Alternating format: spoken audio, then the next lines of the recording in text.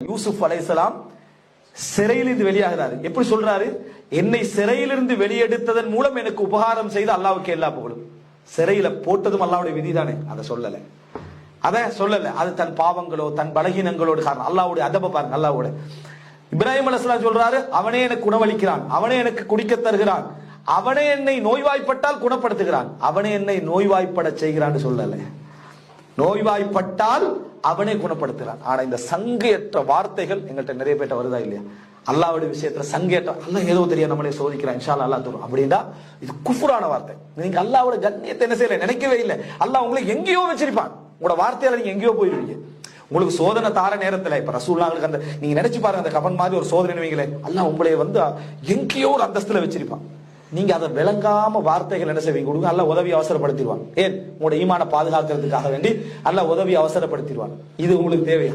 நீங்க உண்மையான ஈமான் உள்ள, யா அல்லாஹ் எனக்கு உதவி தான், ஆனா ஆஃபியத்தோட நீ எப்ப பொருத்தப்பட நினைக்கிற அப்ப கொண்டு வந்து எனக்கு என்ன செய் சேர்த்து கேட்டு அல்லாஹ்வுடைய மஷீஅத்திலே அல்லாஹ்வுடைய அந்த நாட்டத்திலேயே போறேன்.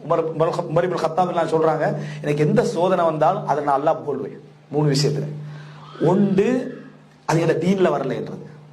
அது என்ன தீன்ல என்ன தீன குழப்பல, தீன்ல நல்லா இருக்கிறேன், தீன கூட்டிக்கிறது. 2வது, இதை விட பெரிய சோதனை வரல என்று. இதை விட பெரிய சோதனை வரல என்று. 3வது, இதுல எனக்கு சபர் வந்ததே என்று. இதுல எனக்கு அல்லாஹ் சபர தந்தானே என்று. 3 சோதனையிலையும் எந்த சோதனை வந்த இந்த 3 நிலை என்ன செஞ்சிருது, என்ற தீனுக்கா அல்லாஹ் எனக்கு தந்ததுக்கு நான் புகழ்ந்துடுறேன் அல்லாஹ்வை. சுப்ஹானல்லாஹ். நினைச்சு பாருங்க. அன்னஹா லம் தகுன் ஃபீ தீனி, என்ற தீன்ல அது இருக்கல்ல. வ அன்னஹா லம் தகுன் அக்பர மின், அதை விட பெரிதாக என்ன செய்யல அது இருக்கல்ல. வ இன்னி உல்ஹிம்து ஸப்ர ஃபீஹி, அதுல எனக்கு பொறுமை என்ன செஞ்சது, இல்ஹாம் பண்ணப்பட்டது. இதுதான் ஒரு மூமினுடைய பார்வை.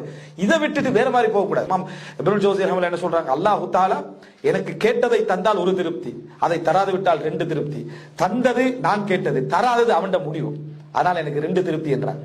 இந்த மாதிரியான ஒரு ரிதா இருக்கக்கூடிய ஒரு சூழ்நிலை, ஒரு பலம், ஒரு சக்தி எங்களுக்கு வர வேண்டும்.